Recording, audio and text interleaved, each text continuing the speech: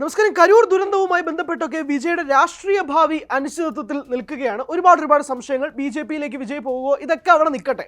പക്ഷേ വിജയ് എന്ന നടന്റെ താരമൂല്യത്തിൽ 1% പോലും ഇടിവ് വന്നിട്ടില്ല എന്നുള്ളതിന്റെ ഏറ്റവും പുതിയ തെളിവുകളാണ് നമ്മളിപ്പോൾ പുറത്തുവിടുന്നത്. ജനനായകൻ ജനുവരി 9, 2026 റിലീസ് എത്തുന്ന കാര്യം എല്ലാവർക്കും അറിയാം.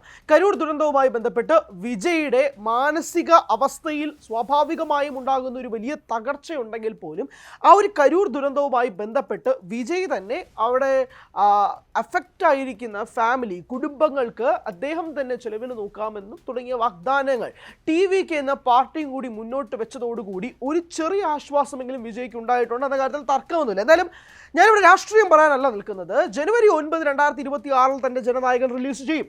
കാരണം ഒരുപാട് ചർച്ചകൾ സംശയങ്ങളൊക്കെ ഉണ്ടായിരുന്നു ഈ ദുരന്തവുമായി ബന്ധപ്പെട്ട് വിജയുടെ റിലീസ് മാറ്റിവെക്കാനുള്ള സാധ്യതയുണ്ടോ എന്നുള്ളത്. പക്ഷേ നിലവിൽ ഇതുവരെയുള്ള അവസ്ഥയിൽ നിർമ്മാണ കമ്പനി ജനുവരി 9 നിന്ന് ഒരടി പിന്നിലോട്ടോ മുന്നിലോട്ടോ പോകുന്നില്ല.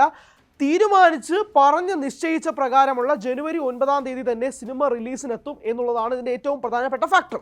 അത് നമ്മുടെ മുന്നിലുള്ള ഒരു വസ്തുതയാണ്. എന്തായാലും നമ്മൾ പുറത്തുവിടുന്ന ഒരു കാര്യം, തമിഴ് സിനിമ ഇതുവരെ കണ്ടിട്ടില്ലാത്ത ഏറ്റവും വലിയ റെക്കോർഡ് തുകയ്ക്കാണ് ജനനായകൻ്റെ തിയേറ്ററിക്കൽ റൈറ്റ്സ് സെല് ചെയ്യപ്പെട്ടിരിക്കുന്നത് എന്നുള്ളതാണ് ഇതിൻ്റെ ഏറ്റവും പ്രധാനപ്പെട്ട വസ്തുത. ഓർത്തുനോക്കുക, വിജയ് എന്ന നടൻ, വിജയ് എന്ന വ്യക്തി തൻ്റെ ജീവിതത്തിലെ ഏറ്റവും മോശപ്പെട്ട അവസ്ഥയിൽ പൊക്കോണ്ടിരിക്കുന്ന ഈ സമയത്താണ് വിജയ് ഇങ്ങനൊരു മാർക്ക് സിനിമാ പ്രേക്ഷകർക്കിടയിൽ, ബിസിനസ്സിനിടയിൽ വെച്ചിരിക്കുന്നത്.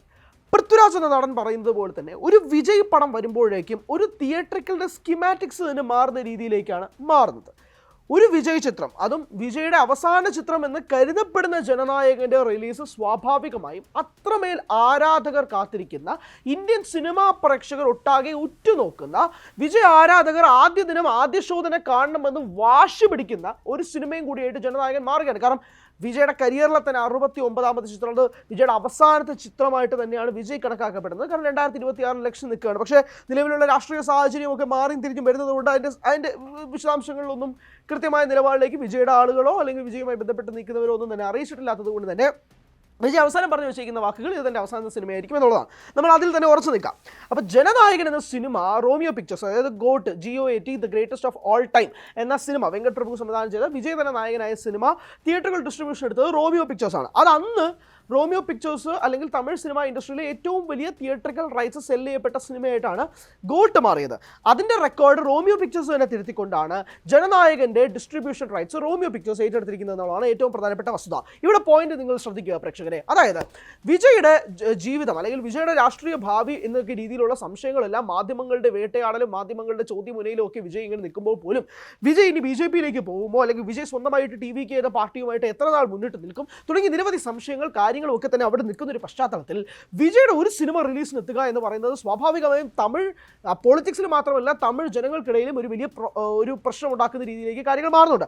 അതുകൊണ്ടാണ് KVN പ്രൊഡക്ഷൻസ്, അതായത് ജനനായകൻ എന്ന സിനിമയുടെ നിർമ്മാണ കമ്പനി തൽക്കാലത്തേക്ക് ആ ചിത്രത്തിൻ്റെ പ്രൊമോഷൻ വർക്കുകളെല്ലാം നിർത്തിവെച്ചിരിക്കുന്ന ഒരു സാഹചര്യവും ഉണ്ടായത്. അല്ലെങ്കിൽ സാധാരണയായി ദീപാവലി സമയത്ത് ഒരു വിജയ് ചിത്രത്തിൻ്റെ എന്തെങ്കിലും രീതിയിലുള്ള പ്രൊമോഷൻ, അല്ലെങ്കിൽ സാധാരണ ദീപാവലി റിലീസായിട്ടൊരു വിജയ് ചിത്രം വരും.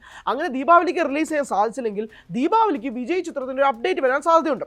ഇപ്പം തമിഴ് സിനിമയിൽ നോക്കിക്കേ, വരാൻ പോകുന്നത് 3 സിനിമകളാണ്. ഒന്ന് ഹരീഷ് കല്യാൺ നായകനായി എത്തുന്ന ഡീസൽ, മറ്റൊന്ന് ധ്രുവ് വിക്രം നായകനായി എത്തുന്ന ബൈസൺ, മറ്റൊന്ന് പ്രദീപ് രംഗനാഥൻ നായകനായി എത്തുന്ന ഡ്യൂഡ്. അതിലാണ് മമിത ബൈജു ലീഡ് ചെയ്യുന്നത്. മമിത ബൈജു ആണ് ജനനായകനിൽ വിജയോടൊപ്പവും അഭിനയിക്കുന്നത്. ത്രൂ ഔട്ട് വേഷമാണ്. ഈ 3 സിനിമകളാണ് ദീപാവലിക്കായി തമിഴ് സിനിമയിൽ എത്തുന്നത്. മാത്രമല്ല തമിഴ്നാട്ടിൽ ഇന്നത്തെ ദിവസം അല്ലെങ്കിൽ നമ്മൾ തമിഴ് ഒരു ദീപാവലി രീതിയിൽ സൂര്യ ചിത്രമായ കറുപ്പിൻ്റെ അപ്ഡേറ്റും കൂടി വരുന്നു. ഇതൊക്കെ നമ്മുടെ മുന്നിലുള്ള സാഹചര്യമാണ്. എന്നാൽ ജനനായകനുമായി ബന്ധപ്പെട്ടുള്ള അപ്ഡേറ്റുകളൊന്നും വരുന്നില്ല. കാരണം ഈ കരൂർ ദുരന്തവുമായി ബന്ധപ്പെട്ട് നിലവിൽ തൽക്കാലം ഒരു അപ്ഡേറ്റും പോകണ്ട എന്ന് വിജയ് തന്നെ നിശ്ചയിച്ചിരിക്കുന്ന സാഹചര്യത്തിലാണ് ഇത് വരുന്നത്. എന്നാൽ തിയേറ്ററിക്കൽ റൈറ്റ്സും ബാക്കിയുള്ള സ്വാഭാവികമായിട്ടുള്ള ഈ ബിസിനസ് ഓറിയൻറ്റഡ് കാര്യങ്ങളും അതനുസരിച്ച് നടക്കും. കാരണം റിലീസ് ജനുവരി 9 അപ്പോൾ അതിന് മുന്നേ ഈ കാര്യങ്ങളെല്ലാം ഡീൽ ചെയ്ത് ചാർട്ട് ചെയ്ത് പോവുകയും വേണം. അതിൻ്റെ ഇടയിലാണ് റോമിയോ പിക്ചേഴ്സ് ഏറ്റവും വലിയ റെക്കോർഡ് തുകയ്ക്ക് തമിഴ് സിനിമ തന്നെ ഞെട്ടിപ്പോകുന്ന രീതിയിലുള്ള തുക, കൃത്യമായ ഫിഗർ ഞാൻ പ്രേക്ഷകരിലേക്ക് എത്തിക്കുന്നില്ല കാരണം അതൊരു റൗണ്ടഡ് ഫിഗറാണ്. ആ ഒരു തുകയ്ക്ക് റോമിയോ പിക്ചേഴ്സ് ഈ സിനിമയുടെ തിയേറ്ററിക്കൽ റൈറ്റ്സ് സ്വന്തമാക്കിയിരിക്കുന്നത്, അതും റെക്കോർഡ് തുകയ്ക്കാണ്.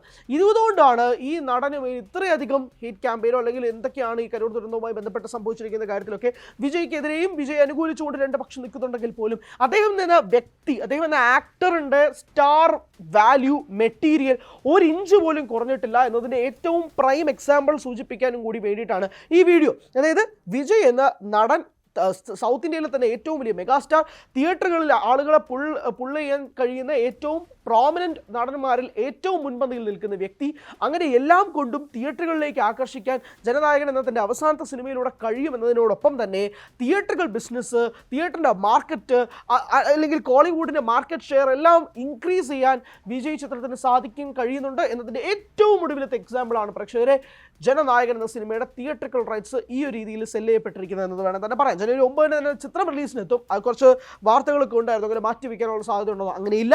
നിലവിൽ തന്നെ KVN പ്രൊഡക്ഷൻസ് പറയുന്നത് ജനുവരി 9 തന്നെ ചിത്രം തിയേറ്ററുകളിലെത്തും, അല്ലെങ്കിൽ യാതൊരു തർക്കവുമില്ല, മാറ്റവുമില്ല എന്നുള്ളതാണ് ഏറ്റവും പ്രൈം എക്സാമ്പിൾ. അതുകൊണ്ട് വിജയ് ഇസ് ബാക്ക്, വിജയ് എന്ന സ്റ്റാർ ഇസ് ബാക്ക്, വിജയ് എന്ന നടനും താരരാജാവും ജനുവരി 9 തന്നെ തിയേറ്ററുകളിലെത്തുമെന്ന് വേണം മനസ്സിലാക്കാൻ.